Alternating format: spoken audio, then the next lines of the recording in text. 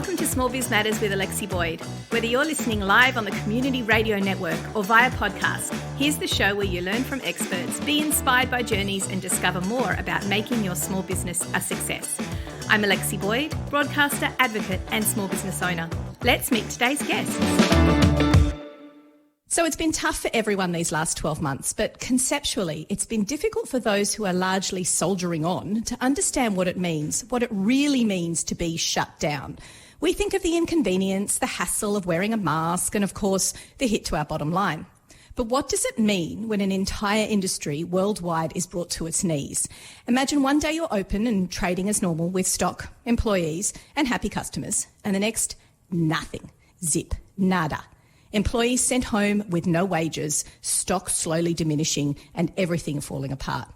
It's like a really, really, really long blackout with severe consequences for everyone and everything you hold dear.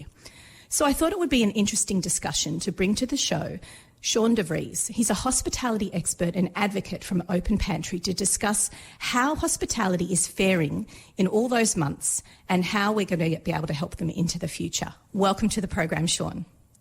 Hey, Alexi. It's absolutely a pleasure to be on. So thanks for inviting me. That's a pleasure. It's really great to have you. I'm pleased that you've been able to join us. You're, of course, in, I guess you'd call it the epicenter of lockdownness in the lovely city of Melbourne. So thanks for joining us. We're still at that point where we're not having too many people from interstate in the studio, but I would have loved to have you here. Now, take me through in a really realistic way, because I think people can tend to kind of brush over the surface with what's been happening and try and paint it with I guess a rainbow brush of happiness and everything's fine, we're going to be okay, resilience, pivoting, all that going online. Yep. But what's it really been like for the industry?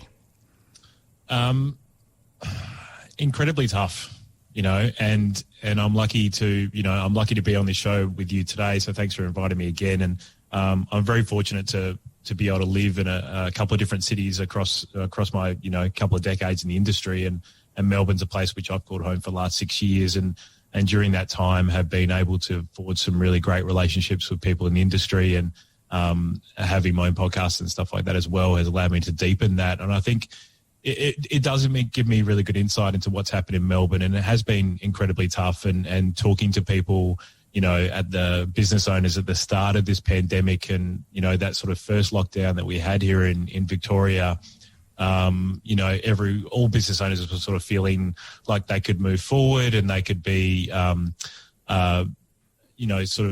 paint their restaurants or get some things in line which they needed to. But once that second lockdown hit in Victoria, it was just shambolic. And what really happened was the community, got together and really tried to understand what they could do together in order to build the restaurants and the cafes and the venues back up again. But it was really a hard time, like a lot of conversations about mental health, which haven't happened in the industry. And it was just a really tough time for everyone. Yeah. So that's interesting that you should say that they kind of came together. Are we talking a kind of an online forum where people would kind of instinctively bring themselves online as a group to talk through their problems and the practical nature of what was going on? Is that how it actually happened? These sort of groups just popped up online and they were supporting one another? Yeah, most definitely. I think Facebook, Facebook groups just popped up out of nowhere. I think great. There's a hospitality co-working space here called Worksmith, which has a couple of different locations. And when I was talking to one of the founders the other week, he was telling me they set up a Facebook group and had 20,000 members quite quickly in that first round. So I think it was a lot of people going to Facebook and understanding, what was happening, because what we had at that time, like if people remember 12 months ago, was just so much different information that was changing minute by minute, coming from local government, coming from, federal government and state government. And obviously the state government was a big part of, the communication portal moving forward here in Melbourne, and we need to make sure we're getting the right information. But it was coming quite slowly through actual government portals. So I think, Worksmith and also the Restaurant and Caterers Association did a good job in that time as well, like getting out actual information to those groups. But what we saw was the hospitality community, coming together and really having a conversation about what we needed to do to support each other, which was one of the positive things to come out of last year.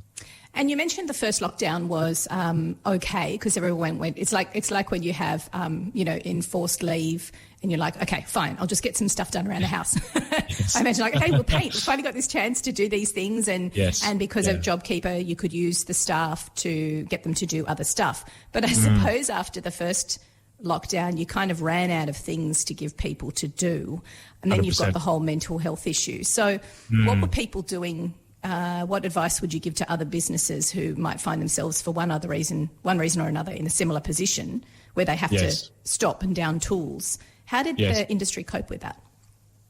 I think the good operators really looked at the stable people that they had, and they thought, okay, well, we have all this talent inside our business. We have JobKeeper, which is sustaining a lot of our talent. Like, how can we use that in order to think about our online presence, to think about our delivery angles? Can we do it in different ways? But, we also had a lot of staff who left the industry, which is what we're challenged with at the moment. But I think a lot of the good brands really kept a large majority of their team and just utilise them in different areas, and coming out of the other side now, which we're largely coming out of in obviously Victoria, around the country. As long as we're not in the tourism part of the area, part of the country, we're finding that a lot of those staff who have changed formats with inside what they do in the businesses are doing different and better things, and those businesses have grown stronger. But we're definitely at a point now where we're very challenged for staff across the board. So that's the new battle. So the next step out of this, and I suppose, not putting words in your mouth, but what you would expect from government is to actually get that support in terms of training. Is that happening? And if not, is it the professional associations you would expect to drive it? Is it industry leaders such as yourself? Why isn't it happening fast enough? That's a really great question, and I'm starting to sort of crack some of that information right now. I think our training as an industry has been behind for decades. And it used to be really good. If I'm not looking at this through rose-coloured glasses, but when I sort of started it in the late 90s, it was really good. And TAFE was really good, and our industry training bodies were great. We were getting a lot of great talent coming through the industry. Hotels were really well equipped with great training programs for their apprentices and that kind of stuff. And we're seeing that fall by the wayside. So what's basically happened the last 10 to 15 years is we've relied on so much great talent come over from overseas to come and supplement our industry. In some venues, that's 80% of what is working in a restaurant. In some cases, it's around 20%. Also foreign student labour, which works in a lot of different hospitality venues, especially in CBD. And obviously what happened during the pandemic is the government said we don't want to support those international workers who are paying taxes inside the country, which is, I know they had to draw a line somewhere moving forward with that, but that's what's happened, and a lot of that talent has gone back overseas, or they've shifted industries. So they've gone out of hospitality and they've gone into retail, or they've gone into distribution, or they've gone in some other way, and they don't want to come back to hospitality at this point. So a really challenge for staff moving forward. So the industry is looking down the barrel of quite a big void, not only of people because of international students and then the lack of international labour coming in, but a void of the future training. And I suppose very few industries would have such a clear training program and such a history of that training that you do. So when you see a void happen, that must really frustrate you as an industry leader. Look, it's just really tough. I think as an industry, if we look at not only the hospitality industry, but we look at universities and TAFEs and that kind of stuff, and what we're training our people, and especially with international students coming through, I think we haven't really thought about what is the training pathway moving forward. Like, what are we training these people to do? Not just checking a box and taking a good amount of money, which people are paying for these training and that kind of stuff. And I think the focus is slowly coming back to an apprenticeships on a national basis, but I think there's going to be a void there for a long period of time. And I think part of my role and part of my legacy is to make sure that we're training and giving people good career options in Australia in hospitality, because I think that has come apparent that people don't see a career in hospitality like they might have done in the 90s or early 2000s. Yeah, exactly. It's not a clear path anymore because if you take away the training and you take away those, I almost want to say middle management kind of thing where those people leave the industry, then you're left with this gap and a skills shortage. It's certainly something that is another hit which would be unexpected apart from the shutdowns. Talk to me about some of the positivities that you've seen come out of the industry. Which of the industry have really succeeded and got through this unscathed? How have they done that?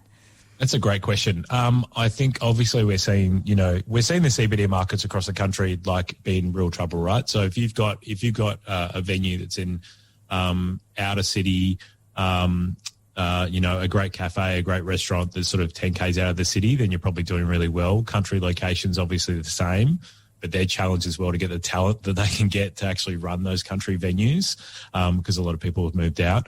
And then we're seeing different verticals with inside hospitality come to fruition. So obviously delivery has been a big part of the market, which in a sense has been a challenge because we're relying on, third-party delivery to do that. So can we do that in-house and can we do that, natively ourselves will be part of probably what we'll see in the next 24 months play out. We're seeing that happen in America right now. And then obviously retail products as well, like, doing proprietary limited sources or pastas or restaurants becoming their own corner stores, or in America they call that bodegas. Like we're seeing that as well to be part of brands moving forward, because I think local has never been so important. And I think especially in Melbourne where we had 100 days of that second lockdown, people couldn't go more than 5 kilometres from their house, right, for a long period of time. And that meant they had to be hyper local, which meant they really cared about that relationship they had with their cafe or their restaurant, which meant that those restaurants and cafes broadened out their offering. And I think a lot of some of those important verticals moving forward. And what I'm seeing, Alexi, is those brands keep those verticals moving forward and say, okay, well, we want to do this. We want to do a central kitchen and offer 5 different products which we can sell by delivery, or we want a wholesale business where we've never thought of a wholesale business before. That's what's happening with brands who have survived the pandemic with cash and actually see opportunity moving forward, which is a positive thing to see. You talk about the pivoting nature of doing something a little bit differently, like creating a product in-house and then selling it online and all that sort of stuff. Yes. Were there any compliance issues that were eased or red tape that was eased that made it easier? And is that still the case? Have governments allowed people to, being a little bit more flexible with what they do with their restaurants moving forward? Yeah, at this point we saw, so a lot of that is obviously controlled by council, and one thing I had to say is like the councils across Victoria did such a good job during the pandemic by way of things like this, and they relaxed a lot of laws to allow a lot of chefs, especially who couldn't get work during that particular first and second lockdown in Victoria, to do their own products or do their own deliveries from their home kitchens. So that was relaxed really well, especially City of Melbourne did a really good job around that. I know people personally who started up business during that time.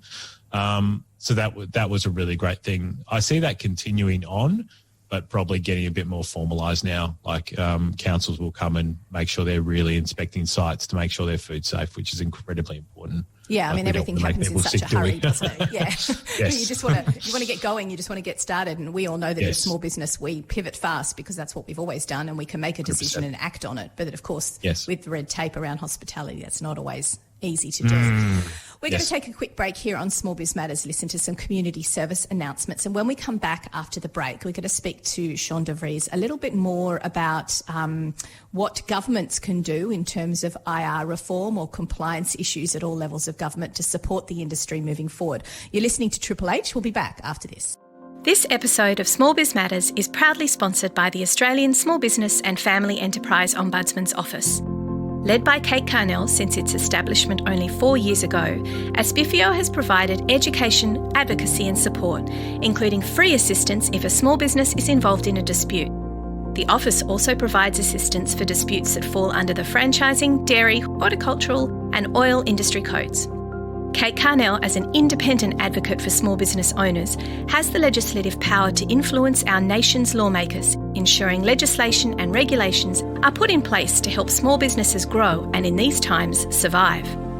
Small businesses are the engine room of the economy, and it's Aspifio's role to do all they can to ensure they have the freedom to innovate, employ, and thrive well into the future.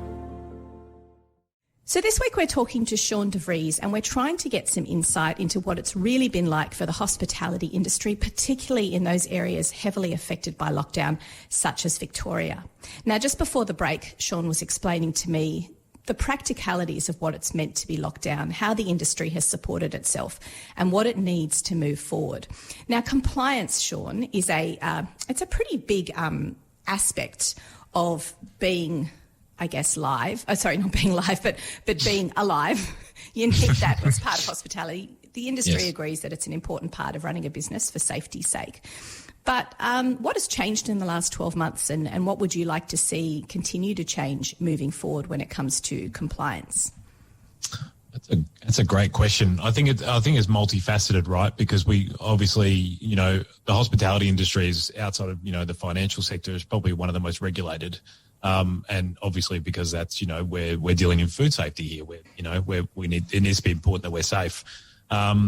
So I think from a local council perspective, I think they've done a really good job in allowing parklets in Victoria across the board and outside dining areas to be relaxed and those kind of things. And I think the thing that's come out of that is we've realised that hospitality is about community, and we're providing something that is that no one else can provide. So I'm hoping that outdoor precincts become a thing which is a spring and summer narrative that always happens, and that councils want to see, because it really brings local areas to life. And I think that's a positive for everyone. People have realised what hospitality is. I think from a state government level, you talked a bit about IR reform, before the break, Alexi. I think we probably need another hour to talk about that, but really IR reform is critical to hospitality moving forward, and we need to understand as an industry, and also consumers need to understand how much it actually costs to run a venue, and not only to run a venue, but to run it correctly.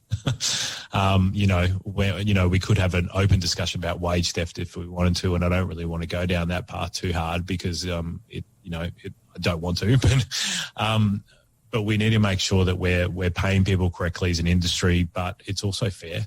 And part of that conversation needs to be that, food prices need to increase as well for consumers, because, to pay a barista to work on a Sunday is expensive. Exactly. And I think people to pay need to them on a understand public holiday is expensive too. Yeah. Pardon? I think people need to understand that. I was at a cafe in Bateman's Bay over the weekend, over Easter, and I noticed that they had a sign that said, please understand, we put our prices up by 10% because we have to put our wages up by like 10% plus, and that's why. Now, being open and honest with your clientele, is that one of the secret sauces to making sure that people understand that there's an increase in public holidays? Yeah, I think it's definitely part of it, and we saw here in Victoria a lot of businesses close down for those 4 days over Easter because they're so expensive. To pay a barista on a public holiday over $40 an hour casually is really, really tough, and if you're just increasing your prices on public holidays and weekends by 10 or 15%, like that can probably cover most of it. But really we need to move it even further potentially. So I think we'll see in the next 24 months probably a lot of changes to the industry as a whole, because prices will need to go up as restaurant and cafe owners really understand their business and understand that, one of the things about sustainability, the biggest thing of sustainability is actually remaining open, and we need to make sure that we're actually making money in order to be sustainable. So I think you'll see either a lot of brands, close on Sundays and public holidays, or they will increase prices by 15 to 20%, because that is what we're going to have to do to move businesses forward. I think if I'm to say one thing about councils moving forward, and one thing I'd like them to look at, is the fact that we need to think about how many liquor licenses, state government perspective, but how many food licenses we're actually giving out as well. There is somewhat an oversupply of venues in especially hot pockets of Australia, and that just creates more competition, which is unsustainable. And is not good for the industry as a whole. So we need to, I'm not saying like let's, close down 50% of venues or something like that, but we need to make sure that we're not putting too many cafes, we're not putting too many restaurants in certain strips, because it just becomes super competitive. It's usually driven down prices, which usually means that you'll get business owners potentially not paying their staff correctly or not paying suppliers correctly in order just to get by. And I don't think that's anyone wants to see that happen. So it's probably something local councils can definitely look at. But wouldn't that be, I mean, let me play devil's advocate here, but wouldn't the government turn around and say that that's a bit anti-competitive for you to say that we should be restricting the number of new venues that come into an area? It's a good question. That's a really good point back. I do agree with you on some point, but I think if you look at certain areas of inner city Melbourne where there hasn't been enough development moving forward in order to sustain that, I think is going to be really, really tough, right? I can understand if we're talking about, outer suburbs where we've got growing markets, we've got more families going through.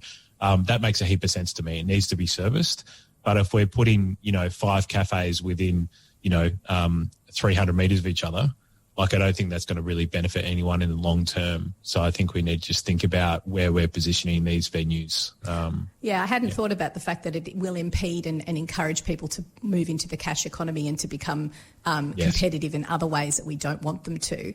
And I suppose the issuing of those licences, which I'd never considered, it's a bit of a planning, intelligent planning a responsibility of councils to say we've got X number of people coming in because of a rezoning of an area, therefore we can have X number of cafes. And I suppose in a perfect world they'd all be working to an algorithm, but sometimes they're going to get it wrong. Yeah, it's a tough one to know what the actual proper number is, right? But I think we've definitely seen that in the last 5 to 10 years as we've had more residential complexes go up, and then ideally 3 to 4 sort of retail venues be put underneath, usually one of them is a cafe or a restaurant. And then we're also seeing in popular strips where retail is coming out of those popular walking strips because people have moved to online for things like fashion and that kind of thing. That's lending itself to more hospitality venues, which is a challenge moving forward. Yeah. Now, I wanted to ask you about something that's a little bit controversial, which is, the delivery suppliers, the Deliveroos, the Menu Logs, the Uber Eats. Yes. I, as a consumer, as a small business advocate, I get really riled up about this because I know the proportion of profit that they take with every order. Plus, they obviously have a clip from the client who's paying for the delivery. Plus, they're not doing the right thing by the delivery drivers. So all in all, I pretty much hate that industry. Yes. But what I wanted to ask you is, from your perspective, has that been a positive? Has it been a support to the industry in the last 12 months? And what do you think needs to happen moving forward coming out of COVID? What a great question. Let's go for the last year's first. I think it's been incredibly important for the industry last year. Without delivery, some places would not have remained open, right? If venues had controlled their own delivery, which what a lot of them did because they had staff who were getting JobKeeper, they had done very well, and they controlled their own platforms through their own websites or other third parties who were just the aggregator for the tech and not actually doing the delivery part. I think that has worked really, really well. But I think I can see both sides. And obviously, as we're talking, Alexi, we're also, Uber Eats is currently, in front of Parliament, talking about how they want to do, how they want to change the market moving forward and how they're willing to come to the table in order to have a conversation about, their gig workers. Well, that's great for their gig workers, but that's not the hospitality industry that they're still taking a huge chunk of the profit from. So it's kind of, it supports them and makes them look good in the media. But to me, it doesn't really help the small businesses that they're thriving off. I agree. It certainly doesn't help the industry in the case that they are taking between 28 to 35% of a ticket price, right? So that's normal. If you said but if you said that to any other industry, like if you said to accountants, in order to lodge this tax return, the ATO is going to take 25 to 30% of your ticket price. What? Like that wouldn't happen anywhere else. It's been remarkable how they've cornered this industry like this. But like you said, It's been a support in the last 12 months. So yes. What framework needs to be put in place to protect hospitality moving forward with these guys? I think, well, what we're seeing in America is a cap, right? So I think certain parts of America have said, okay, well, 25 or 30% is the highest you can ever go. I think San Francisco or California has gone lower than that. So that's important. But, you know, a lot of venues have obviously moved their prices up on delivery rather than having their same, you know, menu price in store. Like a lot of the start, that wasn't allowed, right? So if you were on Uber Eats at the start, they would say your menu price in your venue needs to be the same as delivery, which is stupid, right? Because you're not making any money at all. It's purely just a marketing exercise because you're not making any profit. So I think there needs to be some government regulation by the way of making sure that venues aren't charged too much, but also the consumers aren't charged too much. So you can have a much higher rate or price on delivery, and probably some cap rate on what the delivery price should be as well. So if we take it back and we look at the delivery workers, like it's really important that we look after them as well, because they are making sure that we can get delivery products from a venue into someone's home. They're incredibly important. It's important that they're paid correctly, whatever term that is, and making sure they're safe. So they need to be part of the conversation as well. But yes, restaurants and cafes have been taken for a ride, pardon the pun, for a long period of time. Yeah, and it's certainly an industry that's done very well in the last 12 months and needs to be giving back to the other industries that it's been relying on for its growth as well. I think it's about time that happened. Now, yes. I just wanted to ask you, with all these suggestions or changes, small businesses can feel very isolated, and apart from relying on one another for support and mentorship, yes. you can feel as though you're basically in it for yourself and nobody else is looking out for you. So when you talk to businesses like that, who do you recommend that they speak to speak on their behalf in the hospitality industry? Who's the best person for them to join or be a part of, and what discussions should they be a part of? Yeah, that's a really great question. And when we were talking about this a couple of weeks ago, I've been trying to think about who those parties are. So I've thought about the ones, especially in Victoria, but also nationally, who could probably help. In Victoria, obviously, Worksmith is a brand which is a co-working space for hospitality only, and they've got a couple of venues here. So I encourage people to go to their website and have a look at what they're doing, because they're putting out great information for, obviously Victoria, but also nationally. And then Restaurant and Caterers Association, I think a lot of people would know them. They've been around for a long period of time. A lot of venues, especially higher-end restaurants, would have memberships with them and hear them as an advocate. They did a good job in the industry the last 12 months, going to government and having that direct line about what needs to change and what needed to be put in place in order to protect the industry, because obviously we had a lot of venues which went down the last 12 months. So they've done a really good job too. And obviously government. I think government's done a decent job across the board. Like the state governments and local governments have done a decent job across the board. Sometimes their information can be quite slow to their websites and their portals of communication. But other than that, I think they've done a largely good job, and they've listened. Yeah. Largely they've listened. So yeah. I know that with Service New South Wales, they have, even before COVID, they made a real effort to ensure that setting up a business, the time that it took, particularly because hospittality takes so long with all the regulations, was reduced to only 6 weeks. And now they've got small business ambassadors who are contactable in every Service New South Wales area. They're dedicated just for small business concierge, and you can ring them directly, which is pretty awesome. So if you're having any problems. But look, it's really important, isn't it, particularly when industry is so hard hit, that they come together, that they form, I don't want to say union, such a bad word, but they form a little bit of a partnership with one another, not only for the support, but to ensure that their voice is heard. And what role do business leaders like yourself play in that, Sean? Are you a voice for hospitality, regardless of whether or not they're your clients, for instance? Oh yeah, most definitely. I mean, I'm really fortunate, to have a podcast which I've done for the last 3 years, and since the pandemic happened last year, I decided to really go hard and record about 100 episodes in the last 12 months. well done to you for doing over 200, by the way. I feel really, really valued to be on today. It took me 8 years. I feel really so, lucky. Yeah. Yeah, I know, but even still, I feel really valued to be on. And, you know, I'm just a conduit. Like we're just the middle part of conversation, right? And I decided last year, like part of my legacy moving forward is to make sure that I could be the conduit for conversations, positive conversations to happen for our industry. That was really important for me, that whenever I decided to leave the industry, that I left it in a better place. So I think, you know, people like me, people like you, like on portals like LinkedIn and on websites and through our podcasting, like are really important to open up those conversations. So most definitely. Yeah, awesome. Well, Sean, thank you so much for coming on the program. It's been insightful. It's been interesting. I've learned a little bit more about what hospitality has gone through, but also the positives about what the industry is taking away and how it can move forward. How can people find out more about what it is that you do? Beautiful. So I've got a consulting brand called Open Pantry Consulting, as you said at the start of the podcast. So just go to openpantryconsulting.com. Otherwise, the podcast that I've got is called Principle of Hospitality. So just go to principleofhospitality.com. You can find it wherever you have your podcasts. And we do a weekly podcast, which comes out on a Thursday.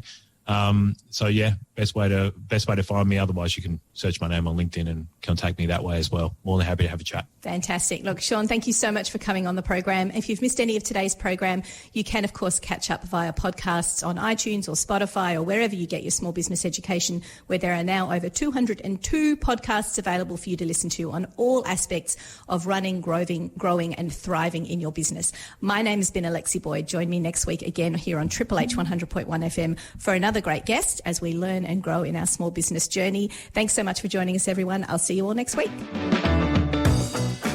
This week's episode was proudly broadcast from Triple H Studios in Sydney, Australia, and sponsored by the Office of the Australian Small Business and Family Enterprise Ombudsman. If you've enjoyed listening, go ahead and give us some thank you stars on your podcasting platform. It would be much appreciated. Then head to the Small Biz Matters website, where you can listen to over 170 episodes, read more about our speakers, and find out how to become a media partner. See you all next time.